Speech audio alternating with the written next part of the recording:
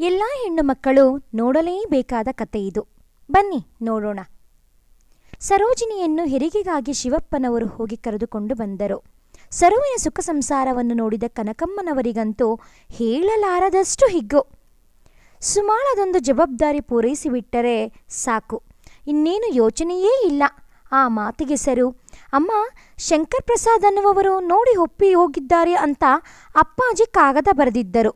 ಮತ್ತೆ ಆ ವಿಷಯ ಏನಾಯಿತು? ಅದು ತಪ್ಪಿ ಹೋಯ್ತಮ್ಮ. ನಮ್ಮ ಸುಮಾಳ ಸ್ನೇಹಿತೆ ನೈದಿಲಾಳನ್ನು ನೀನು ನೋಡಿದೆಯಲ್ಲ, ಅವಳನ್ನು ಆತ ಮದುವೆ ಮಾಡಿಕೊಳ್ತೀನಿ ಅಂತ ಹೇಳಿ ಮೋಸ ಮಾಡಿಬಿಟ್ಟ ಅಂತ ಗೊತ್ತಾಯಿತು. ಅದೂ ಅಲ್ಲದೆ ಈಗಲಾದರೂ ಸರಿ ಇದ್ರೆ ಪರವಾಗಿಲ್ಲ, ಆದರೆ ಈಗಲೂ ಅದೇ ಚಳಿಯಂತೆ, ಬೇಡ ಅಂತ ಬಿಟ್ಟಾಯಿತು. ಈಗ ಸುಮಾ ಹೆಮ್ಮೆಗೆ ಸೇರ್ತಾಳಂತೆ. 2 ವರ್ಷ ಕಳೆದ ಮೇಲೆ ಅದರ ಯೋಚನೆ ಅಂತಾಳೆ. ಆದರೆ ನಾನು ಮಾತ್ರ ಅಷ್ಟರೊಳಗೆ ಒಳ್ಳೆಯ ವರಗಳು ಬಂದರೆ ನೋಡೋಣ ಅಂತ ಅಂದುಕೊಂಡಿದ್ದೇನೆ. ಸರು, ನಿಮ್ಮ ಯಜಮಾನರಿಗೂ ಈ ವಿಷಯ ತಿಳಿಸಿರು. ಹಾಗೆ ಆಗಲಮ್ಮ, ಮುಖ್ಯವಾಗಿ ನಮ್ಮ ಸುಮಾ ಚೆನ್ನಾಗಿದ್ದರೆ ಸಾಕು ಎಂದಳು. ಅಂದ ಹಾಗೆ ಸುಷ್ಮಾ ಮುಂದೇನು ಮಾಡ್ತಾಳಂತಮ್ಮ? ಚಂದ್ರಯಮಾವ ಸುಷ್ಮಾಳ ಬಗ್ಗೆ ಏನು ಯೋಚನೆ ಮಾಡ್ತಾ ಇದ್ದಾರಮ್ಮ? ಚಂದ್ರಣ್ಣ ಮೊನ್ನೆ ಬಂದಾಗ ಹೇಳಿದ್ರು, ಸುಧೀರ್ ಸುಷ್ಮಾಳನ್ನು ಮಾತಾಡಿಸಿಕೊಂಡು ಹೋಗ್ತೀನಿ ಅಂತ ಬಂದಿದ್ನಂತೆ. ಆದರೆ ಆನಂದ್ ಅವನನ್ನು ಹಿಂದಕ್ಕೆ ಅಟ್ಟಿಬಿಟ್ನಂತೆ. ಅವಳನ್ನು ನೋಡಿ ಏನಾದರೂ ಮನನೋಯುವ ಮಾತಾಡಿದರೆ ಪಾಪ ಅವಳ ಮನಸ್ಸಿಗೆ ಏನಾದರೂ ಮತ್ತೆ ಶಾಕ್ ಆದಾತು ಅಂತ ಭಯದಿಂದ ಅವನನ್ನು ಒಳಕ್ಕೆ ಕೂಡ ಸೇರಿಸಲಿಲ್ಲವಂತೆ. ಹೌದಮ್ಮ, ಅವನು ಹೆಂಡತಿಗೆ ಹುಚ್ಚು ಅನ್ನುವ ಕಾರಣ ಕೊಟ್ಟು ಅವಳನ್ನು ಬಿಟ್ಟು ಬೇರೆ ಮದುವೆ ಮಾಡಿಕೊಂಡು ನಂತರ ಅವನು ಅವಳನ್ನು ಬಂದು ನೋಡುವ ಅಗತ್ಯವೇನಿದೆ? ಆದರೆ 2ನೇ ಮದುವೆಯಾದ್ರೂ ಹೆಂಡತಿ ಅನ್ನೋ ವ್ಯಾಮೋಹ ಹೋಗುತ್ತೇನೆ ಸರು. ಪಾಪ ಅಷ್ಟು ದಿನ ಅವಳೊಡನೆ ಸಂಸಾರ ಮಾಡಿದ್ನಲ್ಲ, ಆ ನೆನಪಿನಿಂದಾದರೂ ನೋಡೋಕೆ ಬಂದಿದ್ದನೋ ಏನೋ. ಇಲ್ಲಮ್ಮ, ಅವನು ಕೋರ್ಟಿನಿಂದ ವಿಚ್ಛೇದನೆ ತೆಗೆದುಕೊಂಡ ಮೇಲೆ ಅವನಿಗೂ ಅವಳಿಗೂ ಯಾವ ವೈವಾಹಿಕ ಸಂಬಂಧ ಇಲ್ಲಮ್ಮ. ಈಗ ಸುಷ್ಮಾ ಮದುವೆ ರದ್ದಾಗಿದೆ. ಅವನು ಬೇರೆ ಮದುವೆ ಆದಂತೆ ಇವಳು ಮತ್ತೆ ಮದುವೆ ಆಗಬಹುದು. ಅವಳ ಮಾತಿನಿಂದ ಬೆಚ್ಚಿ ಬಿದ್ದ ಕನಕಮ್ಮ, ಸರು, ಇದೇನೇ ನೀನು ಹೇಳುವ ಮಾತು? ಅವನು ಗಂಡಸು, ಒಂದಲ್ಲಾದರೆ 4 ಮದುವೆಯಾದರೂ ಸಮಾಜ ಏನೂ ಅನ್ನುವುದಿಲ್ಲ. ಸುಷ್ಮಾ ಹಾಗೆ ಮಾಡಿದರೆ ಸಮಾಜ ಸುಮ್ಮನಿರುತ್ತೇನೆ? ನಂಗೇನೋ ಇವೆಲ್ಲ ಅರ್ಥವಾಗಲ್ಲಮ್ಮ. ಅಲ್ಲಮ್ಮ, ಅವನು ಅವಳ ಜೀವನವನ್ನು ಆ ಗತಿಗೆ ತಂದು ತಾನು ಆಯಾಗಿ ಬೇರೆ ಮದುವೆ ಮಾಡಿಕೊಂಡಾಗ ಯಾವ ಜನರೂ ಏನೂ ಅನ್ನಲಿಲ್ಲ. ಆದರೆ ಅವಳು ಕಡೆಯವರೆಗೂ ಒಂಟಿಯಾಗಿ ಒಳ್ಳೆಯತನದಲ್ಲಿ ಕಾಲ ಕಳೆದರೂ ಗಂಡ ಬಿಟ್ಟವಳು ಅನ್ನುವ ಬಿರುದನ್ನು ಹಚ್ಚಿ ಅವಳ ಜೀವನ ನರಕ ಸದೃಶ ಮಾಡಿದರೂ ಕೇಳುವವರಿಲ್ಲ. ಇದೊಳ್ಳೆ ಸಾಮಾಜಿಕ ನೀತಿ ಬಿಡಮ್ಮ. ಏನೋ ಒಟ್ಟಿನಲ್ಲಿ ಇದು ಸುಷ್ಮಾಳ ಸ್ವಂತ ನಿರ್ಧಾರದ ಮೇಲೆ ಬಿಟ್ಟರೆ ಒಳ್ಳೆಯದು. ಅವಳ ಮನಸ್ಸಿಗೆ ಯಾವುದು ಒಳ್ಳೆಯದು ಅಂತ ಅನಿಸುತ್ತೋ ಅದಕ್ಕೆ ನಾವು ಒತ್ತಾಸೆ ಕೊಟ್ಟರೆ ಸರಿ. ಅವಳು ಸುಖವಾಗಿದ್ದರೆ ಸಾಕು. ಹೀಗೆ ತಾಯಿ ಮಗಳು ತಮ್ಮ ಸಂಭಾಷಣೆಯನ್ನು ಈ ರೀತಿ ಕೊನೆಗಾಣಿಸಿದರು. ರಾತ್ರಿ ಎಲ್ಲರೂ ಊಟ ಮಾಡುತ್ತಾ ಕುಳಿತಾಗ ಮಂಗಳೇ ನಗುತ್ತಾ, ಅಲ್ಲ ರೂಪೇಶಣ್ಣ, ಎಷ್ಟು ಬದಲಾಯಿಸಿ ಹೋಗಿದ್ದಾನೆ. ಅವನ ಕೂದಲು, ಬಣ್ಣ ಬಣ್ಣದ ಬಟ್ಟೆ, ಯಾವಾಗಲೂ ಹುರಿಯುವ ಸಿಗರೇಟು, ವಿಚಿತ್ರವಾದ ನಗು, ನೋಡೋಕೆ ಒಳ್ಳೆ ತಮಾಷೆಯಾಗಿ ಕಾಣುತ್ತೆ ಅಲ್ವಾ? ಅದುವರೆವಿಗೂ ಸುಮ್ಮನಿದ್ದ ಪೂರ್ಣತೆ, ಜ್ಯೋತಿ ನಿಮಗೆ ತುಂಬ ಹತ್ತಿರದ ಸಂಬಂಧವಾ? ನಾನು ಇವಳನ್ನು ಹಿಂದೆ ಎಲ್ಲೂ ನೋಡಿದ ಜ್ಞಾಪಕವಿಲ್ಲ. ಇವಳ ತಂದೆ ಇಲ್ಲೇ 6 ಮೈಲಿ ಹತ್ತಿರವಿರುವ ಸಂಪಿಗೆಹಳ್ಳಿಯ ಜಮೀನ್ದಾರರು. ನನಗೆ ದೊಡ್ಡಪ್ಪನ ಮಗ, ಅಣ್ಣನಾಗಬೇಕು. ಲಕ್ಷ್ಮಿ ಸತ್ತ ಮೇಲೆ ರೂಪೇಶ, ಜ್ಯೋತಿ ಆಗಾಗ ಇಲ್ಲೇ ಬಂದು ಇರ್ತಾ ಇದ್ರು. ಹಾಗಾಗಿ ಆನಂದನ ಜೊತೆ ತುಂಬ ಸಲಿಗೆ ಅವರುಗಳಿಗೆ. ಪಾಪ, ಹಾಗಾದರೆ ಜ್ಯೋತಿ ರೂಪೇಶ್ಗೆ ತಾಯಿ ಇಲ್ಲವೇ? ಅದಕ್ಕೆ ನಮ್ಮ ಜ್ಯೋತಿ ಹಾಗೆ ಚೆಲ್ಲಾಗಿ ನಡೆದುಕೊಳ್ಳೋದು. ಮನೆಯಲ್ಲಿ ತಾಯಿ ಅನ್ನೋ ಒಂದು ಅಮೂಲ್ಯ ವಸ್ತು ಇದ್ದರೆ ಜ್ಯೋತಿಯನ್ನು ಸರಿಯಾದ ರೀತಿಯಲ್ಲಿ ಬೆಳೆಸುತ್ತಿದ್ದಳು. ಅವಳಿಗೆ ನಡವಳಿಕೆ ಹೇಳಿಕೊಡುವವರು ಯಾರು? ಅವಳ ತಂದೆಗೆ ತೋಟ, ಗದ್ದೆ, ವ್ಯಾಪಾರ ಅಂತ ಯಾವಾಗಲೂ ಅದರಲ್ಲೇ ಮುಳುಗಿರುತ್ತಾರೆ. ರೂಪೇಶಿನಿಗಾದರೂ ಅಷ್ಟೇ, ತಾಯಿ ಇಲ್ಲದ ಮಕ್ಕಳು ಅಂತ ಅವರು ಕೇಳಿದ್ದೇ ಕೊಟ್ಟು ಅವರು ಹೋದ ದಾರಿಗೆ ಬಿಟ್ಟು ಮಕ್ಕಳು ಈ ರೀತಿ ಆಗಿಬಿಟ್ಟರು ಪಾಪ. ಹಾಗಾದರೆ ಇವರಿಬ್ಬರೇ ಮಕ್ಕಳು ಇವರ ತಂದೆಗೆ? ಹೌದಮ್ಮ. ಆದರೆ ಕುಮುದ ತನ್ನ ತಮ್ಮನ ಮಗಳನ್ನು ಸಾಕಿ ಮದುವೆ ಮಾಡಿಕೊಟ್ಟ. ಕುಮುದಳ ಅಪ್ಪ ಅಮ್ಮ ಇಬ್ಬರೂ ಕಾರ್ ಆಕ್ಸಿಡೆಂಟಲ್ಲಿ ಸತ್ತು ಇವಳೊಬ್ಬಳೇ ಉಳಿಕೊಂಡ್ಳು. ಇವಳನ್ನು ತನ್ನ ಹತ್ತಿರವೇ ಇಟ್ಟುಕೊಂಡು ಮದುವೆ ಮಾಡಿಕೊಟ್ಟು ಅವಳ ತಂದೆ ಆಸ್ತಿಯೆಲ್ಲ ಅವಳ ಹೆಸರಿಗೆ ಬರೆದುಕೊಟ್ಟಿದ್ದಾರೆ. ಅವಳು ಒಬ್ಬಳೇ ಮಗಳು, ಆದ್ದರಿಂದ ಎಲ್ಲ ಆಸ್ತಿ ಅವಳಿಗೇ ಸೇರಿತು. ಆಗ ಆನಂದ್ ಮಧ್ಯಭಾಯ ಹಾಕಿ, ಅಮ್ಮ ಅಮ್ಮ, ಮುಂದಿನದನ್ನು ನಿಧಾನವಾಗಿ ನಾನು ಆಮೇಲೆ ಹೇಳ್ತೀನಿ ಎಂದು ತಾಯಿಗೆ ಕನ್ಸನ್ನೇ ಮಾಡಿ ಮುಂದೆ ಏನೂ ಹೇಳದಂತೆ ತಡೆದನು. ಹೊರಗೆ ಹುಣ್ಣಿಮೆಯ ಪೂರ್ಣ ಚಂದಿರನ ಬೆಳಕು ಅಲ್ಲಿಯ ಸುತ್ತಮುತ್ತಲೆಲ್ಲ ಮಲ್ಲಿಗೆ ಹೂ ಚೆಲ್ಲಿದಂತೆ ಪ್ರಫುಲ್ಲತ ವಾತಾವರಣವನ್ನು ಸೃಜಿಸಿತ್ತು. ಹೊರಗಡೆ ಕುರ್ಚಿಗಳನ್ನು ಹಾಕಿಕೊಂಡು ತಂಪಾದ ಗಾಳಿಯನ್ನು ಸೇವಿಸುತ್ತಾ ಹಾಯಾಗಿ ಕುಳಿತಿದ್ದರು. ಸುಮಾ ಮತ್ತೆ ಮಂಗಳೇ ಟ್ರಾನ್ಸಿಸ್ಟರನ್ನು ಹಿಡಿದು ಶಾಸ್ತ್ರೀಯ ಸಂಗೀತ ಕೇಳಲು ಸ್ವಲ್ಪ ದೂರ ಹೋಗಿ ಕುಳಿತರು. ಆನಂದ್ ಸುಷ್ಮಾ ಇಬ್ಬರೇ ಉಳಿದರು. ಸುಷ್ಮಾ, ನಿನಗೆ ಮನೆ ಕೆಲಸವೇ ಜಾಸ್ತಿ ಆಯಿತು. ನಿನ್ನ ಸಾಹಿತ್ಯಾಭ್ಯಾಸವೆಲ್ಲ ಮೂಲೆಗೆ ಬಿದ್ದಂತಾಯಿತು. ಏನೂ ಪರವಾಗಿಲ್ಲ ಆನಂದ್, ಮದುವೆ ಕಾರ್ಯವೆಲ್ಲ ಸಂಗವಾಗಿ ಮುಗಿಯಲಿ. ಆಮೇಲೆ ಇದ್ದೇ ಇದೆಯಲ್ಲ, ಊರಿಗೆ ಹೋದ ಮೇಲೆ ಸಾಹಿತ್ಯ ರಚನೆ. ಒಂದು ಕ್ಷಣ ನೇರವಾಗಿ ಕುಳಿತ ಸುಷ್ಮಾ, ಆನಂದ್, ನೀವು ಪೂರ್ಣತೆ ಕುಮುದಾಳ ವಿಷಯ ಮಾತನಾಡುವಾಗ ನೀನು ಮಧ್ಯದಲ್ಲಿ ತಡೆದು ಬಿಟ್ಟೆಯಲ್ಲ? ಅದೂ ಅಲ್ಲದೆ ನೀವು ಮಾತು ನಿಲ್ಲಿಸಲು ಕನ್ಸನ್ನೇ ಮಾಡಿದ್ದನ್ನೂ ನಾನು ಕೂಡ ಗಮನಿಸಲಿಲ್ಲವೆಂದುಕೊಂಡೆಯಾ? ಏನು ಅಂತಹ ರಹಸ್ಯ? ನಾನು ತಿಳಿಯಬಾರದಂಥದ್ದೇನಾದರೂ ಇದೆಯಾ? ಅಂತಹ ರಹಸ್ಯವೇನಿಲ್ಲ ಸುಷ್ಮಾ, ಆದರೆ ಆ ವಿಷಯಗಳು ನಿನ್ನ ಮನಸ್ಸಿಗೆ ಏನಾದರೂ ನೋವುಂಟು ಮಾಡಿದರೆ ಅನ್ನುವ ಹೆದರಿಕೆ ಅಷ್ಟೆ. ಆನಂದ್, ನನ್ನ ಮನಸ್ಸಿಗೆ ಎಷ್ಟು ನೋವಾಗಬಹುದೋ ಅಷ್ಟೆಲ್ಲವನ್ನೂ ನಾನು ಅನುಭವಿಸಿ ಈಗ ಮನಸ್ಸು ಸ್ಥಿರವಾಗಿ ಬಿಟ್ಟಿದೆ. ಈಗ ಇನ್ನು ಯಾವ ವಿಷಯವೂ ನನ್ನ ಮನಸ್ಸಿನ ಸ್ಥೈರ್ಯ ಕೆಡುವುದಿಲ್ಲವೆಂದು ನಿಮಗೆ ಭರವಸೆ ಕೊಡಬಲ್ಲೆ. ಹಾಗಾದರೆ ಹೇಳುತ್ತೇನೆ, ಕುಮುದ ಸುಧೀರನ ಈಗಿನ ಹೆಂಡತಿ. ಆ ಮಾತನ್ನು ಕೇಳುತ್ತಲೇ ಒಂದೆರಡು ಕ್ಷಣ ಸುಷ್ಮಾ ಅಚಲವಾಗಿ ಕುಳಿತಳು. ಆನಂದನು ಮನಸ್ಸಿನಲ್ಲೇ ತಾನು ವಿಷಯವನ್ನು ತಿಳಿಸಿದ್ದಕ್ಕಾಗಿ ಹಳಹಳಿಸಿಕೊಂಡನು. ಆದರೆ ಸುಷ್ಮಾ ಭಾವರಹಿತ ಧ್ವನಿಯಲ್ಲಿ ನಾನು ಮತ್ತೊಂದು ಮದುವೆ ಮಾಡಿಕೊಳ್ಳುತ್ತೇನೆ ಅನ್ನುತ್ತಿದ್ದರು. ಅಂತೂ ಹಠ ಸಾಧಿಸಿಕೊಂಡೇ ಬಿಟ್ಟರಲ್ಲ, ಪಾಪ ಆ ಹುಡುಗಿಯಾದರೂ ಸುಖವಾಗಿರಲಿ. ಅವಳ ಆ ಮಾತುಗಳನ್ನು ಕೇಳಿ ಆನಂದಿನಿಗಂತೂ ಸುಷ್ಮಾಳ ಬಗ್ಗೆ ಗೌರವವೂ ಸಹಾನುಭೂತಿಯೂ ಉಂಟಾಯಿತು. ಓಹೋ ಸುಷ್ಮಾ, ಆ ಹುಡುಗಿಯ ಬಗ್ಗೆ ನೀನು ಕಳವಳ ಪಡುತ್ತಿದ್ದೀಯಲ್ಲ, ನಿನ್ನ ಭವಿಷ್ಯ ಜೀವನದ ಬಗ್ಗೆ ಯೋಚಿಸಿರುವೆಯಾ? ಆನಂದ್, ಅದಕ್ಯಾಕೆ ಇಷ್ಟು ಯೋಚನೆ? ಎಷ್ಟೋ ಹೆಣ್ಣು ಮಕ್ಕಳು ಮದುವೆಯೇ ಆಗದೆ ತಮ್ಮ ಜೀವನವನ್ನು ಬೇರೆಯ ಧ್ಯೇಯಗಳ ಪೂರೈಕೆಗಾಗಿ ಮುಡಿಪಾಗಿಡುವುದಿಲ್ಲವೇ? ಹಾಗೆಯೇ ನಾನು ಕಲೆ ಸಾಹಿತ್ಯಕ್ಕಾಗಿ ಮೀಸಲಾಗಿಟ್ಟು ಬಿಡುತ್ತೇನೆ. ಸುಷ್ಮಾ, ನಿನಗಿನ್ನೂ ಚಿಕ್ಕ ವಯಸ್ಸು. ಯಾರಾದರೂ ನಿನ್ನನ್ನು ಮದುವೆಯಾಗಲು ಮುಂದೆ ಬಂದರೆ? ಆತನ ಮಾತುಗಳನ್ನು ಅರ್ಧದಲ್ಲೇ ತಡೆಯುತ್ತಾ ಕೀಟಲೆಯ ಧ್ವನಿಯಲ್ಲಿ, ಓಹೋ, ಹಾಗೆ ನನ್ನ ಕೈ ಹಿಡಿದು ಉದ್ಧಾರ ಮಾಡಲು ಯಾರು ಸಿದ್ಧರಾಗಿದ್ದಾರೆ? ಸುಷ್ಮಾ, ನೀನು ಒಪ್ಪಿದರೆ ನಿನ್ನ ಬಾಳಿನಲ್ಲಿ ಬೆಳಕು ತರುವ ಪ್ರಯತ್ನವನ್ನು ನನಗೆ ಅರ್ಥವಾಯಿತು.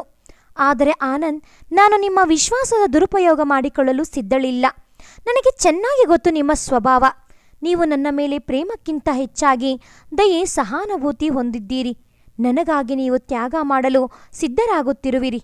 ಆದರೆ ಆನಂದ್, ಪ್ರಪಂಚದಲ್ಲಿ ಪ್ರೇಮವೆಂಬ ಅನುಭೂತಿಗಿಂತ ಹೆಚ್ಚಿನದು ಯಾವುದಿದೆ? ಸುಧೀರ್ನನ್ನು ನಾನು ನನ್ನ ಪ್ರಾಣಕ್ಕಿಂತಲೂ ಹೆಚ್ಚಾಗಿ ಪ್ರೀತಿಸಿದೆ. ಈಗ ಅವರು ಬೇರೆಯವರನ್ನು ಮದುವೆಯಾದರೂ ಅಥವಾ ನನ್ನೊಡನೆ ವಿಚ್ಛೇದನೆ ಹೊಂದಿರಬಹುದು. ಆದರೆ ನಾನೇ ಇಷ್ಟಪಟ್ಟು ವಿಚ್ಛೇದನೆ ಕೊಟ್ಟಿಲ್ಲವಲ್ಲ. ಆದ್ದರಿಂದ ನನ್ನ ಹೃದಯದಲ್ಲಿ ಅವರ ಬಗ್ಗೆ ಉದ್ಘಟ ಪ್ರೇಮ ಇರುವುದರಿಂದ ಅದನ್ನು ಬೇರೆಯವರಿಗೆ ಹಂಚುವುದಕ್ಕೆ ಇಷ್ಟವಾಗುವುದಿಲ್ಲ ಆನಂದ್. ಹಾಗಾದರೆ ನಿನಗೆ ಸುಧೀರನ ನೆನಪೇ ಆನಂದ ಕೊಡಬಲ್ಲದು ತಾನೇ? ಖಂಡಿತ. ನಾನು ಆತನನ್ನು ಪ್ರೀತಿಸದೆ ಇತರರ ಬಲವಂತಕ್ಕೆ ಮದುವೆಯಾಗಿದ್ದರೆ, ಆಗ ನಾನು ಆತನು ನನ್ನನ್ನು ಹೀಗೆ ಬಿಟ್ಟು ಬಿಟ್ಟಿದ್ದರೆ ಇನ್ನೊಂದು ಮದುವೆಯಾಗುವುದು ಸಹಜವಾಗುತ್ತಿತ್ತು. ಆದರೆ ನಾನೇ ಪ್ರೀತಿಸಿ ಮದುವೆಯಾದ್ದರಿಂದ ನಾನು ಆತನನ್ನು ಮರೆಯಲು ಸಾಧ್ಯವೇ ಇಲ್ಲ. ಅಂತೂ ಪ್ರೇಮದ ಬೆಲೆ ಕಟ್ಟಲು ಯಾರಿಗೂ ಸಾಧ್ಯವಿಲ್ಲ ಅಲ್ಲವೇ ಸುಷ್ಮಾ? ಖಂಡಿತವಾಗಿಯೋ. ಸುಷ್ಮಾ, ನಾನು ನಿನ್ನನ್ನು ಆ ರೀತಿ ಕೇಳಿದನೆಂದು ಬೇಸರಿಸಬೇಡ. ನನಗೆ ಚಂದ್ರಯ್ಯ ಮಾವನ ದುಃಖ ಕಡಿಮೆ ಮಾಡಬೇಕಾದರೆ ನಿನ್ನ ಬಾಳನ್ನು ಸರಿ ಮಾಡುವುದೇ ದಾರಿ. ಅದಕ್ಕಾಗಿ ಹಾಗೆ ಕೇಳಿದೆ. ಬೇಸರಕ್ಕೆ ಕಾರಣವೇ ಇಲ್ಲ ಆನಂದ್. ಅದು ನಿನ್ನ ವಿಶಾಲ ಮನೋಭಾವವನ್ನು ಸೂಚಿಸುತ್ತದೆಯೇ ವಿನಃ ಬೇರೆಯಲ್ಲ. ಅದೂ ಅಲ್ಲದೆ ನಿಮ್ಮ ಹೃದಯದಲ್ಲಿ ಈಗಾಗಲೇ ಯಾರಿಗೂ ಸ್ಥಾನ ಕೊಟ್ಟಿರುವಿರಿ ಅಂತಲೂ ಗೊತ್ತಾಗಿದೆ. ನನಗೆ ಸ್ವಲ್ಪ ಸಂದೇಹವಿದೆ. ಯಾರಿರಬಹುದು ಅಂತ ಊಹಿಸಿದ್ದೇನೆ, ಹೇಳಲ್ಲ? ಆನಂದ್ ಮುಗುಳ್ನಗುತ್ತಲೇ, ಹೇಳು ನೋಡೋಣ. ಅದೋ ಸುಮಾಳ ಕಡೆ ನಿರ್ದೇಶಿಸಿದಳು. ಆನಂದ್ ಸಮ್ಮತಿ ಸೂಚಕವಾಗಿ ಮುಗುಳ್ನಕ್ಕು. ನಿನಗೆ ಹೇಗೆ ಗೊತ್ತಾಯಿತು ಸುಷ್ಮಾ? ಆನಂದ್, ನಾನೂ ಸಹ ಹಿಂದೆ ಇಂತಹದೇ ನಿರ್ಮಲ ಪ್ರೇಮದ ಸುಳಿಗೆ ಸಿಕ್ಕಿದವಳು ತಾನೇ. ನನಗೆ ಪ್ರೇಮಿಗಳ ಕಳವಳ ಅರ್ಥವಾಗುವುದಿಲ್ಲವೇ? ಏನೋ ನನ್ನ ಪ್ರೇಮದ ಬಳ್ಳಿ ಬಾಡಿತು, ನಿಮ್ಮಗಳ ಪ್ರೇಮ ಪಲ್ಲವಿಸಿ ನಳಿನಳಿಸಳಿ. ಹೀಗೆ ಹೇಳುವಾಗ ಅವಳ ಕಣ್ಣಿನಲ್ಲಿ ಅಶ್ರು ಬಿಂದುಗಳು ಉದುರಿತು. ಅವಳ ಕಣ್ಣೀರು ಕಂಡ ಆನಂದ್, ಸುಷ್ಮಾ, ನಿನ್ನ ಅಣ್ಣ ನಾನಿರುವಾಗ ನೀನು ಅಳಬಾರದು. ನೀನು ನನ್ನ ತಂಗಿ ಹಾಗೆ ನನ್ನ ಪ್ರೇಮ ಪಲ್ಲವಿ ಚಿಗುರಲು ಅನುವು ಮಾಡಿಕೊಳ್ಳುವುದಿಲ್ಲವೇ? ಖಂಡಿತ ಆನಂದಣ್ಣ, ನನ್ನದು ಅಣ್ಣ ತಮ್ಮಂದಿರಿಲ್ಲದ ಒಂಟಿ ಬಾಳು. ಅಣ್ಣನಿಲ್ಲದ ಕೊರತೆ ನೀವು ತುಂಬುವಾಗ ನಾನೇಕೆ ಅಳಲಿ? ಹಾಗಾದರೆ ಎಲ್ಲಿ ಕಣ್ಣೀರೋಡಿಸಿಕು ಎನ್ನುತ್ತಾ ತನ್ನ ಕರ್ಚೀಪ್ನಿಂದ ಅವಳ ಕಣ್ಣೀರನ್ನು ತೊಡೆಯುವಾಗ ಸುಮಾ ಅವರುಗಳ ಕಡೆ ನೋಡಿ ವಿಸ್ಮಿತಳಾದಳು. ರೂಪೇಶ್ ಜೀಪನ್ನು ತಂದು ನಿಲ್ಲಿಸಿಕೊಂಡು ಅವರುಗಳೆಲ್ಲರನ್ನೂ ಬಲವಂತದಿಂದ ಹೊರಡಿಸಿದನು. ಆನಂದ್ ತನಗೆ ಹೀಗೆ ಬರಲು ಸಾಧ್ಯವಿಲ್ಲವೆಂದು ಅವರುಗಳನ್ನು ವಾಪಸ್ ಕರೆತರಲು ನಾನು ಸಂಜೆ ಬರುವುದಾಗಿ ತಿಳಿಸಿದನು. ಸುಷ್ಮಾ ತನಗೆ ಆರೋಗ್ಯ ಸರಿಯಿಲ್ಲವೆಂದು, ತನಗೆ ವಿಶ್ರಾಂತಿ ಬೇಕೆಂದು ಬರಲಾರನೆಂದು ತಿಳಿಸಿದಳು. ಅದಕ್ಕೆ ಸರಿಯಾಗಿ ಅನ್ನಪೂರ್ಣಮ್ಮನೂ ಸಹ ಸುಷ್ಮಾ ನನ್ನ ಜೊತೆಗೆ ಇರಲಿ, ನನಗೆ ಜಾಸ್ತಿ ಸುಸ್ತಾಗುತ್ತಿರುವುದೆಂದು ಹೇಳಿ ಸುಷ್ಮಾ ಹೊರಳಲು ಹೆಚ್ಚಿನ ಬಲವಂತ ಮಾಡಲಿಲ್ಲ. ಅವರಿಗೆ ಸುಷ್ಮಾ ಹೋಗುವುದು ಇಷ್ಟವಾಗಲಿಲ್ಲವೆಂದು ಅರಿತ ಆನಂದನೂ ಸಹ, ಹೌದು ರೂಪೇಶ್, ಒಬ್ಬರಾದರೂ ಅಮ್ಮನ ಜೊತೆ ಇದ್ದರೆ ಒಳ್ಳೆಯದು. ಮದುವೆಯ ಸಾಮಾನುಗಳು ಕೆಲವು ಈ ದಿನ ನಗರದಿಂದ ಬರುವುದಿದೆ. ಆಳುಗಳು ಬರ್ತಾರೆ, ಅದನ್ನೆಲ್ಲ ಸರಿಯಾಗಿ ಇಡಿಸಬೇಕು.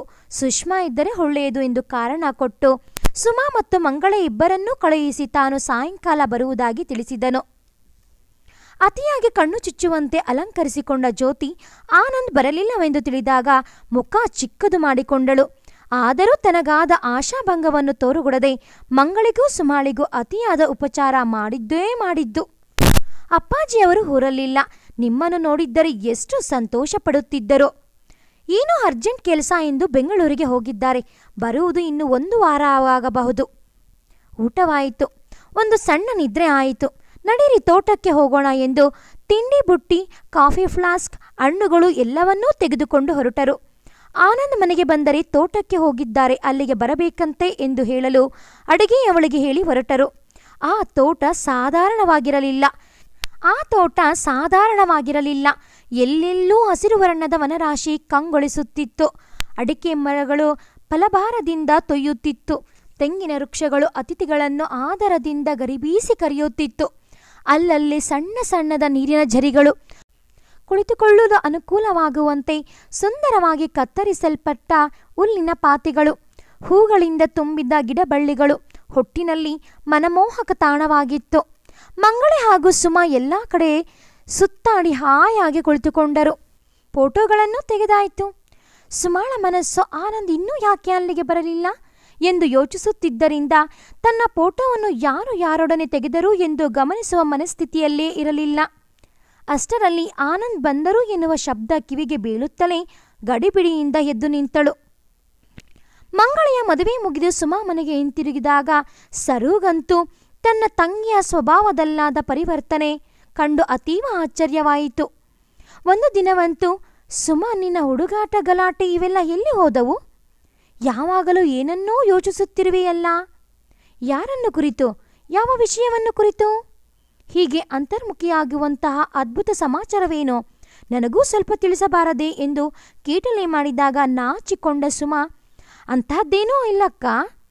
ಆದರೆ ಅವಳ ಸ್ವರದಲ್ಲಿನ ಕಂಪನ ಅವಳು ಸುಳ್ಳು ಹೇಳುತ್ತಿರುವುದನ್ನು ಸಾಬೀತು ಮಾಡಿತು. ಹೇ ಕಳ್ಳಿ, ನನ್ನ ಹತ್ತಿರ ನಿನ್ನ ಆಟ ನಡೆಯಲ್ಲ ಕಣೆ. ಇದೇನಾ ನಿನ್ನ ಪ್ರೀತಿ? ನಿನ್ನ ಮನಸ್ಸಿನ ರಹಸ್ಯ ನನಗೆ ಹೇಳಲಿಲ್ಲ ಅಂದ ಮೇಲೆ ನನ್ನ ಮೇಲೆ ನಿನಗೆ ವಿಶ್ವಾಸವಿಲ್ಲ, ನಂಬಿಕೆಯೂ ಇಲ್ಲ. ಅವಳ ಮಾತುಗಳನ್ನು ತಡೆಯುತ್ತಾ, ಇಲ್ಲ ಅಕ್ಕ, ನಿನ್ನ ಮೇಲೆ ನಂಬಿಕೆ ಇಲ್ಲವಾ? ಆದರೆ ಹೇಳುವುದು ಹೇಗೆ ಅಂತ ಯೋಚನೆ ಅಷ್ಟೆ. ಓಹೋ, ಅಂತೂ ಏನೋ ಸಮಾಚಾರ ಇದೆ ಅಂತ ಆಯಿತು. ಹಬ್ಬ, ಅಂತೂ ನನ್ನ ಮುದ್ದು ತಂಗಿಯ ಮನಸ್ಸಿನಲ್ಲಿ ಯಾವ ಮೂರ್ತಿಯ ಪ್ರತಿಷ್ಠಾಪನೆ ಆಯಿತು? ಅಂತೂ ಅತ್ಯಂತ ಅದ್ಭುತ ಹಾಗೂ ಆಶ್ಚರ್ಯದ ಘಟನೆ. ಸರುವಿನ ಮಾತನ್ನು ಕೇಳಿದಂತೆಲ್ಲ ಸುಮಾಳು ಸಂಕೋಚದಿಂದ ಮುದುಡಿಕೊಳ್ಳತೊಡಗಿದಳು. ಸರುಗಂತೂ ಅವಳ ಈ ವರ್ತನೆಯನ್ನು ನೋಡಿ ಅತ್ಯಂತ ಆಶ್ಚರ್ಯವಾಯಿತು.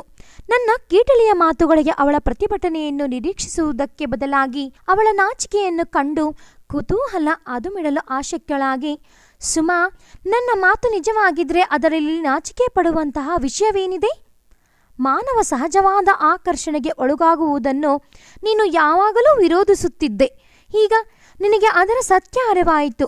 ನನ್ನ ಮುದ್ದು ತಂಗಿ, ನಿನ್ನ ಆರಾಧಕ ವ್ಯಕ್ತಿ ಯಾರು? ಅದನ್ನು ನನಗೆ ಹೇಳಲ್ವಾ? ಅವಳ ಮಾತುಗಳಿಂದ ಧೈರ್ಯ ಹೊಂದಿದ ಸುಮ ಹೊಲವು ತುಂಬಿದ ಸ್ವರದಲ್ಲಿ ಆನಂದ್ ಎಂದಾಗ ಸರು ತನ್ನ ಕಿವಿಯನ್ನೇ ತಾನು ನಂಬಳಾದಳು. ಏನಂದೆ ಸುಮಾ? ಆನಂದ್? ಹೌದಾ? ಸುಮ ಹೌದೆನ್ನುವಂತೆ ತಲೆ ಆಡಿಸಿ ಒಪ್ಪಿಗೆ ಸೂಚಿಸಿದಳು. ಸರು ಸುಮಾಳ ಬಾಯಿಂದ ಅವಳ ಪ್ರೇಮ ಪ್ರಕರಣದ ಹಿನ್ನೆಲೆಯನ್ನೆಲ್ಲ ಒಂದೊಂದಾಗಿ ಕೇಳಿ ತಿಳಿದುಕೊಂಡಳು. ಕಡೆಯಲ್ಲಿ ಸಂತೋಷದಿಂದ, ಅಂತೂ ನೀನು ಆನಂದನನ್ನು ಕಡೆಗಾದರೂ ಅರ್ಥ ಮಾಡಿಕೊಂಡೆಯಲ್ಲಮ್ಮ, ಬಹಳ ಒಳ್ಳೆಯ ಕೆಲಸ ಮಾಡಿದೀಯಮ್ಮ. ಅಂತೂ ಗಂಡಸರ ಮೇಲೆ ನಿನಗಿದ್ದ ದ್ವೇಷವನ್ನು ಆನಂದ್ ತೊಡೆದು ಹಾಕುವುದಲ್ಲಿ ಸಫಲರಾದರಲ್ಲ. ಗಂಡಸರೆಲ್ಲ ಕೆಟ್ಟವರು ಅನ್ನುವ ಭಾವನೆ ಸರಿಯಲ್ಲ ಅಂತ ತೋರಿಸಿಕೊಟ್ಟವರಲ್ಲ. ಹಬ್ಬ, ಅವರನ್ನು ಎಷ್ಟು ಅಭಿನಂದಿಸಿದರೂ ಸಾಲದು ಎಂದಳು. ಅವಳ ಧ್ವನಿಯಲ್ಲಿ ಆನಂದನ ಬಗ್ಗೆ ಅಭಿಮಾನ ತುಂಬು ತುಳುಕುತ್ತಿತ್ತು. ಅಕ್ಕ, ನೀನು ನನಗೊಂದು ಉಪಕಾರ ಮಾಡಬೇಕು.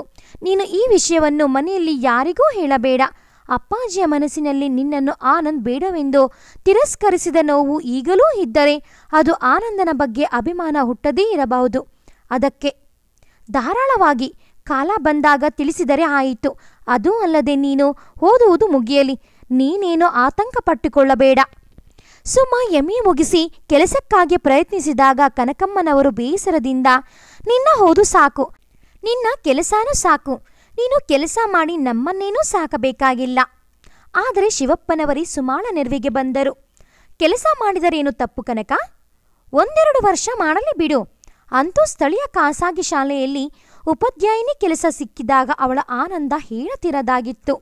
ಮಕ್ಕಳ ಜೊತೆ ಬೆರೆತಾಗ ಹೊರಗಿನ ಪ್ರಪಂಚವನ್ನೇ ಮರೆತು ಬಿಡುವಷ್ಟು ತಳ್ಳೀನಳಾಗುತ್ತಿದ್ದಳು. ಅವಳು ಮಕ್ಕಳೊಡನೆ ಪಾಠ ಬೋಧಿಸುವುದರಲ್ಲಿ ಎಷ್ಟು ಆಸಕ್ತಿ ವಹಿಸುತ್ತಿದ್ದಳೋ ಅಷ್ಟೇ ಇತರ ಚಟುವಟಿಕೆಗಳಲ್ಲಿ ಅತ್ಯಂತ ಆಸಕ್ತಿ ತೋರಿಸುತ್ತಿದ್ದರಿಂದ ಮುಖ್ಯ ಉಪಾಧ್ಯಾಯಿನಿಗಂತೂ ಸುಮಾಳೆಂದರೆ ಅತ್ಯಂತ ಪ್ರೀತಿ ಇತ್ತು. ಚಂದ್ರಯ್ಯ ಮಾವ ಊರಿಗೆ ಬಂದಾಗ ಯಥಾ ಪ್ರಕಾರ ಅವರೆದುರು ಕೈಚಾಚಿ ನಿಂತು, ಮಾವಯ್ಯ ನನಗೆ ಸ್ವೀಟು? ಅವಳ ಕಡೆ ನೋಡಿ ನಗುತ್ತಾ, ಅಂತೂ ಮಕ್ಕಳಿಗೆಲ್ಲ ಉಪಾಧ್ಯಾಯಿನಿ ಆದರೂ ನನ್ನೆದುರಿಗೆ ಮಕ್ಕಳಂತೆ ಸ್ವೀಟ್ಗಾಗಿ ಕೈ ಚಾಚುವುದನ್ನು ಮರೆಯಲಿಲ್ಲವಲ್ಲ.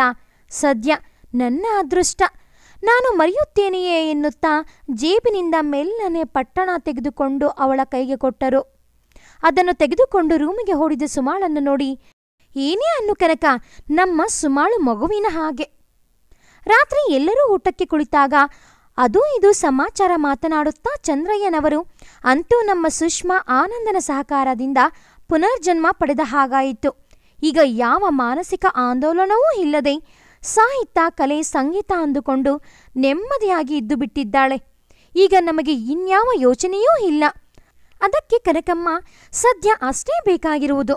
ಈಗ ನಮ್ಮ ಸುಮಾಳದೊಂದು ದಾರಿಯಾದರೆ ನಮಗೂ ಇನ್ನೇನು ಯೋಚನೆ ಇಲ್ಲ. ಆಗ ಶಿವಪ್ಪನವರು ನಗುತ್ತಾ, ಈ ಕನಕನಿಗೆ ಸುಮಾಳ ಮದುವೆ ಯೋಚನೆ ಬಿಟ್ಟರೆ ಇನ್ನೇನೂ ಇಲ್ಲ. ಈಗ ಏನಾಗಿದೆ?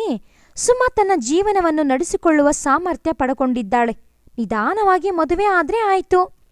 ಅವಳ ಮನಸ್ಸೊಪ್ಪುವವರ ಬಂದಾಗ ಮಾಡಿದರಾಯಿತು. ಸುಮ ತನ್ನ ತಂದೆಯ ಉದಾರ ಭಾವವನ್ನು ಗುರುತಿಸಿ ಅವರ ಕಡೆ ಕೃತಜ್ಞತಾ ನೋಟವನ್ನು ಬೀರಿದಳು.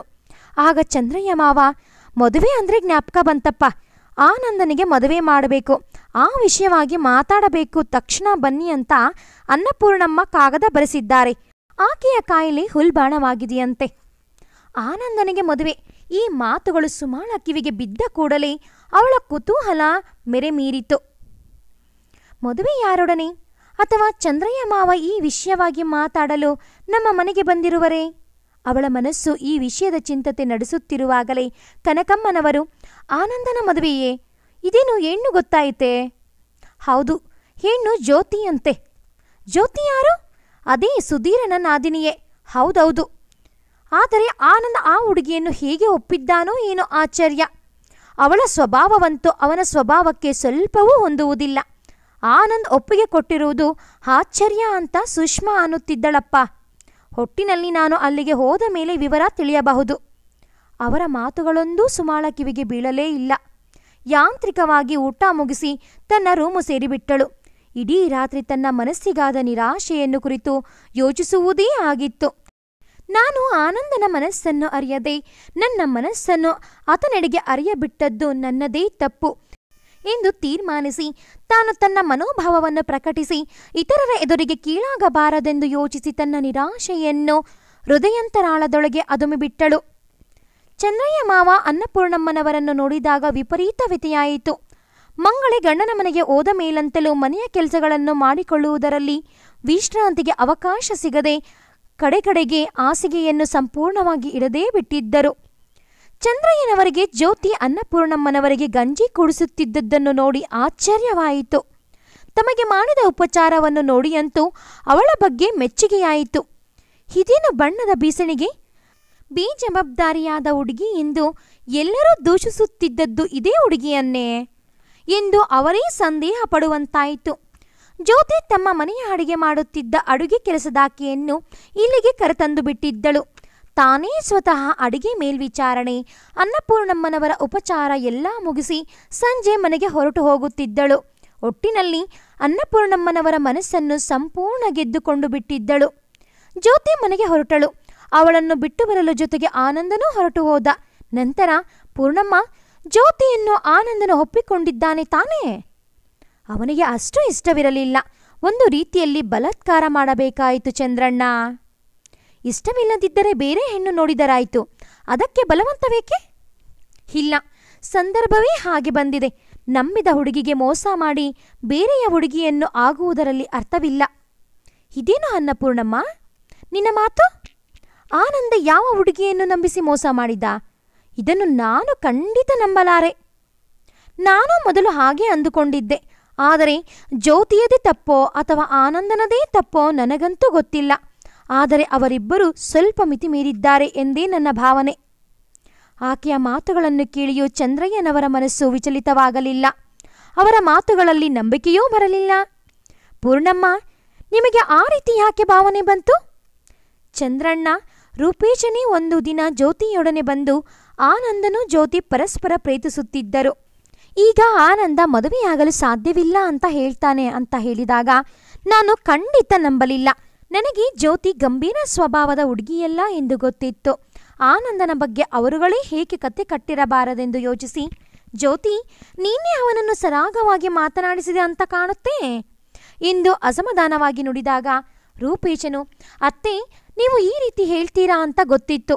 ಏಕೆಂದರೆ ನಮ್ಮ ಜ್ಯೋತಿ ಮನಸ್ಸಿನಲ್ಲಿ ಒಂದು ಹೊರಗೊಂದು ಸ್ವಭಾವದವಳಲ್ಲ. ಅವಳ ಸ್ವಭಾವವನ್ನು ಉಳಿದವರು ತಪ್ಪು ತಿಳಿತಾರೆ ಅನ್ನೋ ಭಯ ನನಗಿತ್ತು. ಅದೇ ನಿಜವಾಯಿತು.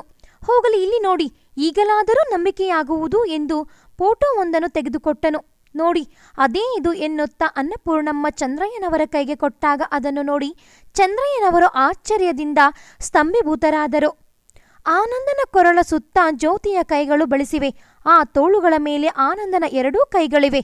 ಆ ಫೋಟೋವಿನ ಹಿಂದುಗಡೆ ನನ್ನ ಪ್ರಿಯನಲ್ಲೆಗೆ ಒಲವಿನ ಕಾಣಿಕೆ ಆನಂದ್. ಇವು ಆನಂದನ ಅಕ್ಷರಗಳೇ, ಸಂದೇಹವೇ ಇಲ್ಲ.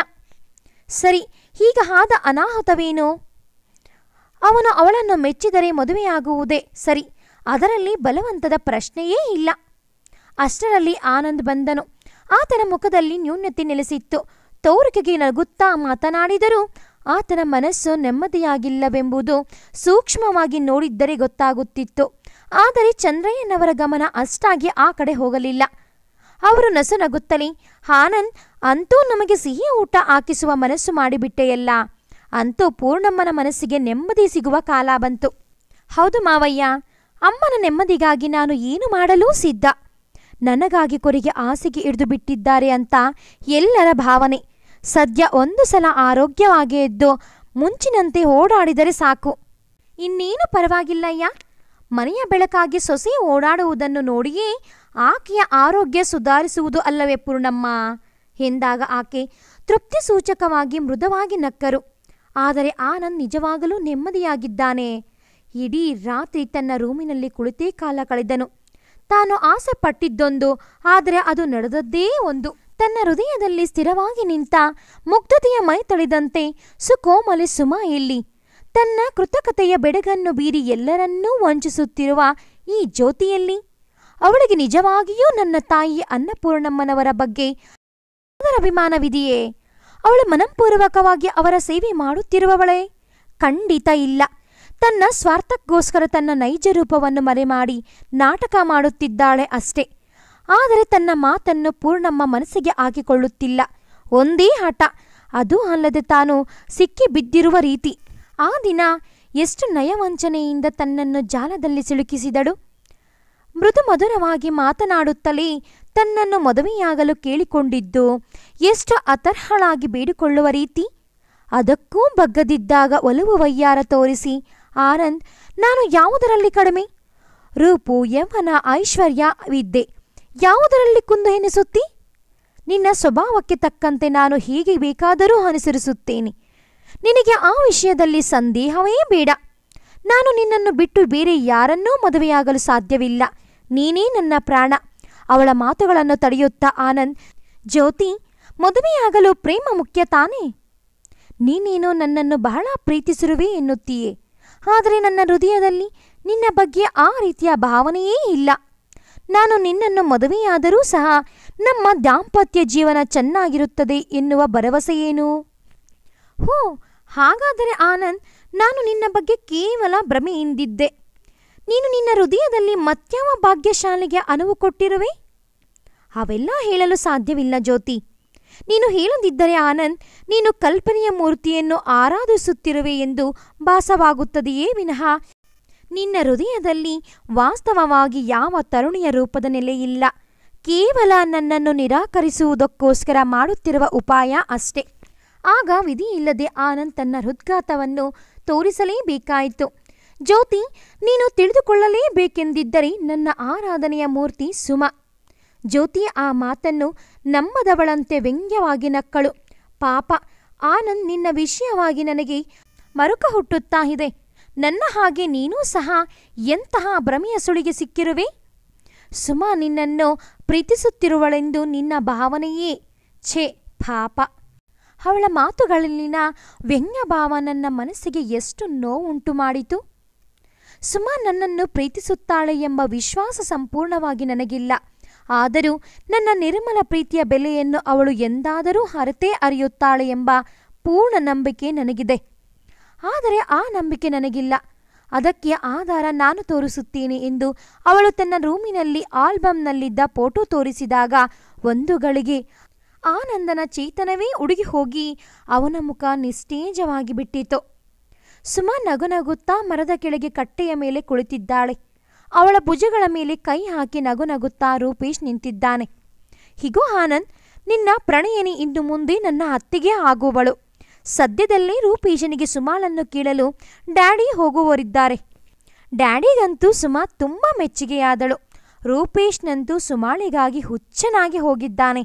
ಸದಾ ಕಾಲ ಅವಳದೇ ಧ್ಯಾನ. ಆನಂದನಿಗೆ ಅವಳ ಯಾವ ಮಾತುಗಳೂ ರುಚಿಸುತ್ತಾ ಇಲ್ಲ. ಅವನು ಪರಾಧ್ಯಾನದಲ್ಲಿರುವವನಂತೆ ಮೈಮರೆತು ನಿಂತ ಕ್ಷಣ ಸಾಧಿಸಿ ಜ್ಯೋತಿ ತನ್ನ ಎರಡೂ ತೋಳುಗಳಿಂದ ಅವನ ಕೊರಳನ್ನು ಬಳಸುತ್ತಾ, ಆನಂದ್, ಸುಮಾಳು ಇಲ್ಲದಿದ್ದರೇನಾಯಿತು? ಅವಳ ಸ್ಥಾನಕ್ಕೆ ನಾನಿಲ್ಲವೇ ಎನ್ನುತ್ತಿರುವಾಗಲೇ ಆನಂದ್ ತನ್ನ ತನ್ಮತೆಯಿಂದ ಎಚ್ಚೆತ್ತು, ಛೆಛೆ, ಏನು ಮಾಡುತ್ತಿರುವೆ ಜ್ಯೋತಿ? ತೆಗೆ ನಿನ್ನ ಕೈಗಳನ್ನು ಎಂದು ತನ್ನ ಎರಡೂ ಕೈಗಳಿಂದ ಅವಳ ತೋಳುಗಳನ್ನು ತೆಗೆಯುವ ಪ್ರಯತ್ನ ಪಟ್ಟಾಗ ಯಾರೋ ಅದೇ ಸಮಯ ಸಾಧಿಸಿ ಫೋಟೋ ತೆಗೆದುಕೊಂಡಿದ್ದು ಅವನ ಗಮನಕ್ಕೆ ಬರಲಿಲ್ಲ. ಆದರೆ ಅನ್ನಪೂರ್ಣಮ್ಮನವರ ಕಾಯಿಲೆ, ತನಗಾದ ನಿರಾಶೆ, ಇವೆಲ್ಲ ತೊಳಲಾಟದಲ್ಲಿ ತನ್ನ ತಾಯಿಯೇ ತನ್ನನ್ನು ನಂಬದೆ ಕೇವಲ ಆ ಫೋಟೋದ ಆಧಾರದ ಮೇಲೆ ನೀನು ನಂಬಿಸಿ ಮೋಸ ಮಾಡಬಾರದಪ್ಪ. ಹೆಣ್ಣಿನ ಜೀವನ ಹೂವಿನಂತೆ, ಹೊಸಕಿ ಹಾಕುವುದು ಮೋಸಗಾರನ ಲಕ್ಷಣ. ನನ್ನ ಮಗನಾಗಿದ್ದು ನೀನು ಜ್ಯೋತಿಯ ಬಾಳನ್ನು ಹಾಳು ಮಾಡುವುದು ದೇವರು ಮೆಚ್ಚುವ ಕೆಲಸವಲ್ಲ ಎನ್ನತೊಡಗಿದರು. ಎಷ್ಟು ಪರಿಯಾಗಿ ಹೇಳಿದರೂ ಅವರು ನಂಬಲಾರದ ಸ್ಥಿತಿಯಲ್ಲಿದ್ದರು. ಹೆಚ್ಚು ಪ್ರತಿಭಟನೆ ತೋರಿಸಲು ಅವನ ಮನಸ್ಸೇ ಒಪ್ಪಲಾರದ ಸ್ಥಿತಿಯಲ್ಲಿತ್ತು.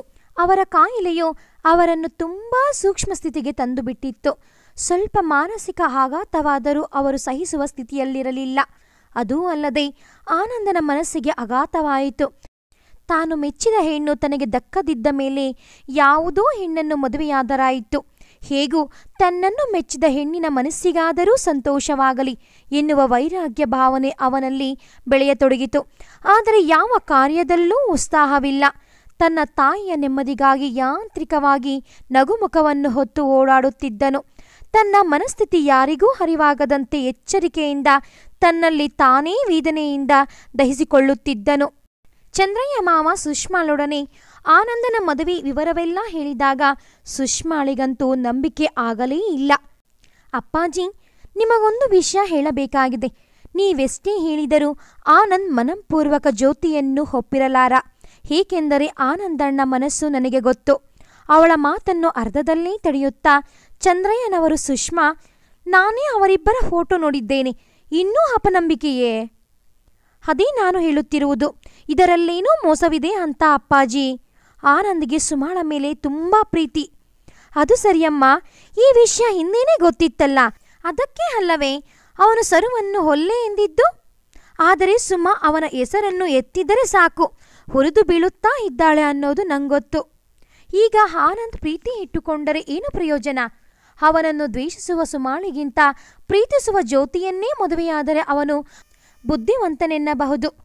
ಅಪ್ಪಾಜಿ, ನಿಮಗೆ ಸುಮಾಳ ಮನಸ್ಸು ತಿಳಿದಿಲ್ಲ. ಅವಳು ಆನಂದನ ಬಗ್ಗೆ ಏಕೆ? ಅವಳು ಕಂಡು ಕೇಳಿದ ಗಂಡಸರ ವಿಷಯದಲ್ಲಿ ಕೇವಲ ಕೆಟ್ಟದ್ದನ್ನೇ ಕಂಡು ಎಲ್ಲ ಗಂಡಸರ ಬಗ್ಗೆ ಒಂದು ವಿಧದ ದ್ವೇಷ ಭಾವನೆಯನ್ನೇ ಬೆಳೆಸಿಕೊಂಡು ಬಿಟ್ಟಿದ್ದಳು.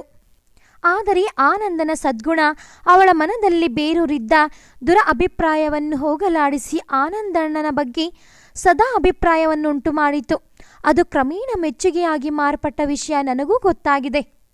ಆಗ ಚಂದ್ರಯ್ಯನವರ ಕಣ್ಣುಗಳು ಆನಂದದಿಂದ ಮಿನುಗಿದವು. ಹೀಗಾದರೇನೋ ಸಂತೋಷ. ಆನಂದನಂತಹ ಒಳ್ಳೆಯ ಹುಡುಗನಿಗೆ ನಮ್ಮ ಸುಮಾ ಒಳ್ಳೆಯ ಜೋಡಿ. ಆದರೂ ನನಗೆ ಸುಮಾಳ ವಿಷಯದಲ್ಲಿ ಇನ್ನೂ ಪೂರ್ತ ನಂಬಿಕೆ ಇಲ್ಲ. ಆದರೂ ಆನಂದ ಅಣ್ಣನಿಗಾಗಿಯಾದರೂ ಸುಮಾಳನ್ನು ಒಪ್ಪಿಸಿದ್ದರೆ ಚೆನ್ನಾಗಿತ್ತು ಅನಿಸುತ್ತೆ. ಆದರೆ ಸುಷ್ಮಾ, ಜ್ಯೋತಿ ಕೂಡ ನಿಮ್ಮಂತೆ ಹೆಣ್ಣು. ಅವಳ ಮನಸ್ಸು ನೋಯಿಸುವುದು ನನಗೇನೂ ಅಷ್ಟು ಸರಿ ಕಾಣುವುದಿಲ್ಲ. ಹಾಗಲ್ಲ ಅಪ್ಪಾಜಿ. ಒಂದು ವೇಳೆ ಆನಂದಣ್ಣ ಜ್ಯೋತಿ ಪರಸ್ಪರ ಪ್ರೇಮಿಸಿ ಒಪ್ಪಿಕೊಂಡು ಮದುವೆಯಾಗುತ್ತಿದ್ದರೆ ಅದನ್ನು ಅಡ್ಡಿಪಡಿಸುವುದು ಘೋರ ಅನ್ಯಾಯ. ಆದರೆ ಆನಂದಣ್ಣ ಮೋಸಕ್ಕೆ ಬಲಿಯಾಗಿ ಬಲಾತ್ಕಾರದಿಂದ ಒಪ್ಪಿಗೆ ಕೊಟ್ಟರೆ ಅದು ಅನ್ಯಾಯ. ಆದ್ದರಿಂದ ನಾನು ಪರಿಸ್ಥಿತಿಯನ್ನು ನೋಡಿ ಮುಂದಕ್ಕೆ ಹೆಜ್ಜೆ ಇಡ್ತೇನೆ. ಇದಕ್ಕೆ ನೀವು ಒಪ್ಪಿಗೆ ಕೊಡ್ತೀರಾ? ಆಗ ಚಂದ್ರಯ್ಯನವರು ಮಮತೆಯಿಂದ ಅವಳ ತಲೆ ನೆವರಿಸುತ್ತಾ, ಸುಷ್ಮಾ, ನಿನ್ನ ಜೀವನವೆಲ್ಲ ಮತ್ತೊಬ್ಬರಿಗಾಗಿ ಚಿಂತಿಸುವುದರಲ್ಲೇ ಆಯ್ತಲ್ಲಮ್ಮ ಎಂದಾಗ ಸುಷ್ಮಾ ನಗುತ್ತಾ, ಅಪ್ಪಾಜಿ, ನನಗೆ ಅದರಲ್ಲೇ ಸುಖ ಸಿಗುತ್ತದೆ ಎಂದಳು. ರೂಪೇಶನ ತಂದೆಯವರು ಶಿವಪ್ಪನವರ ಮನೆಗೆ ಬಂದಾಗ ಶಿವಪ್ಪನವರಿಗೆ ಸ್ವಲ್ಪ ಆಶ್ಚರ್ಯವಾಯಿತು. ಎಷ್ಟೋ ಸಲ ವ್ಯವಹಾರದ ನಿಮಿತ್ತ ನಗರಕ್ಕೆ ಬಂದರೂ ಮನೆಗೆ ಬರುತ್ತಿರಲಿಲ್ಲ. ಈಗ ಇದ್ದಕ್ಕಿದ್ದಂತೆ ಯಾವ ಸುದ್ದಿಯೂ ಇಲ್ಲದೆ ಬಂದಿಳಿದಾಗ ಯಾವ ಆಶ್ಚರ್ಯವನ್ನೂ ತೋರ್ಪಡಿಸದೆ ಸತ್ಕಾರ ಮಾಡಿದ್ದರು. ಸುಮಾ ಶಾಲೆಯನ್ನು ಮುಗಿಸಿ ಮನೆಗೆ ಬಂದಾಗ ಕಾಂತಪ್ಪನವರನ್ನು ನೋಡಿ ಸಂಕೋಚದಿಂದ ಹೊಳಕ್ಕೆ ಹೋಗಲು ಪ್ರಯತ್ನಿಸಿದಾಗ ಕಾಂತಪ್ಪನವರು ನಗುತ್ತಾ, ಶಿವಪ್ಪನವರೇ, ಈಕೆಯೇ ಸುಮಾ ಅಂತ ಕಾಣುತ್ತೆ ಅಲ್ಲವೇ ಅಂದಾಗ, ಹೌದು, ಈಕೆ ನನ್ನ ಎರಡನೇ ಮಗಳು. ಶಾಲೆಯಲ್ಲಿ ಉಪಾಧ್ಯಾಯಿನಿ ಕೆಲಸ ಮಾಡ್ತಾ ಇದ್ದಾಳೆ. ಎಮ್ಮೆ ಓದಿದ್ದಾಳೆ ಅಂದರು. ಆಗ ಕಾಂತಪ್ಪನವರು, ಪರವಾಗಿಲ್ಲ, ಹುಡುಗಿ ಬಲು ಜಾಣೆ. ಬಾಮ್ಮ ಸುಮಾ, ಬಾಮ್ಮ ಸುಮಾ, ನಮ್ಮ ಮನೆಯಲ್ಲಿ ನಿನ್ನನ್ನು ಹೊಗಳಿದ್ದು ನಮ್ಮ ರೂಪೇಶನಂತೂ. ಈಗ ಶಿವಪ್ಪನವರಿಗೆ ಅವರ ಆಗಮನದ ರಹಸ್ಯ ಅರಿವಾಯಿತು. ಹಾಗೋ ಹೀಗೋ ಮಾತಿನ ಕೊನೆಯಲ್ಲಿ ಕಾಂತಪ್ಪನವರು ತಮ್ಮ ಅಭಿಲಾಷೆಯನ್ನು ಸೂಚಿಸಿಯೇ ಬಿಟ್ಟರು. ಶಿವಪ್ಪನವರೇ, ನೀವು ಒಪ್ಪಿದರೆ ಸುಮಾಳನ್ನು ನನ್ನ ಮನೆಯ ಸೊಸೆಯನ್ನಾಗಿ ಮಾಡಿಕೊಳ್ಳಲು ನನಗೆ ಬಹಳ ಅಭಿಲಾಷೆ ಇದೆ. ನೀವು ನನ್ನ ಮಾತಿಗೆ ಬೆಲೆ ಕೊಡ್ತೀರಾ ಅಂತ ನಂಬಿಕೆ ಇದೆ. ಇಷ್ಟರ ಮೇಲೆ ದೈವಚಿತ್ತ. ಆಗ ಶಿವಪ್ಪನವರು ಯಾವ ಉದ್ವೇಗವನ್ನೂ ತೋರ್ಪಡಿಸದೆ ಗಂಭೀರ ಭಾವದಲ್ಲಿ, ಕಾಂತಪ್ಪನವರೇ, ಋಣಾನುಬಂಧವಿದ್ದರೆ ಯಾರೂ ತಪ್ಪಿಸಲು ಸಾಧ್ಯವಿಲ್ಲ. ನಾನು ಮನೆಯಲ್ಲಿ ಮಾತಾಡಿ ಕಾಗದದಲ್ಲಿ ಅಭಿಪ್ರಾಯವನ್ನು ತಿಳಿಸುತ್ತೇನೆ. ಅಲ್ಲಿಗೆ ಮಾತು ಕೊನೆಗೊಂಡಾಯಿತು. ಸುಮಾಳ ಅಭಿಪ್ರಾಯ ಏನೆಂದು ಹೇಳಿದಳು? ಇಷ್ಟಕ್ಕೂ ಶಿವಪ್ಪನವರು ಯಾವ ಅಭಿಪ್ರಾಯವನ್ನು ಕಾಗದ ರೂಪದಲ್ಲಿ ಬರೆದರು? ಅವರು ಮೋಸ ಮಾಡಿ ಫೋಟೋ ತೆಗೆದಿದ್ದನ್ನು ಇವರು ತಿಳಿದುಕೊಳ್ಳುತ್ತಾರಾ? ಆನಂದ್ ಜ್ಯೋತಿಯನ್ನು ಮದುವೆಯಾಗುತ್ತಾನಾ? ಸುಷ್ಮಾ ಹೇಗೆ ಅವರ ಮೋಸವನ್ನು ಬಯಲು ಮಾಡಲು ಪ್ರಯತ್ನ ಪಡುತ್ತಾಳೆ ಎಂಬೆಲ್ಲ ವಿಚಾರವನ್ನು ಮುಂದಿನ ಸಂಚಿಕೆಯಲ್ಲಿ ತಿಳಿದುಕೊಳ್ಳೋಣ. ಭಾಗ 10 ಮುಂದುವರಿಯುತ್ತದೆ. ಭಾಗ 10ನ ನೋಟಿಫಿಕೇಷನ್ಸ್ ನಿಮಗೆ ಬರಬೇಕು ಅಂದರೆ ಈ ಕೂಡಲೇ ಈ ಚಾನಲನ್ನು ಸಬ್ಸ್ಕ್ರೈಬ್ ಆಗಿ. ಹಾಗೆಯೇ ಈ ಒಂದು ಕತೆ ನಿಮಗೆ ಇಷ್ಟ ಆಗಿದ್ದಲ್ಲಿ ಪ್ಲೀಸ್ ಲೈಕ್ ಮಾಡಿ, ಶೇರ್ ಮಾಡಿ, ಸಬ್ಸ್ಕ್ರೈಬ್ ಆಗೋದನ್ನು ಮರಿಬೇಡಿ. Thanks for watching this video.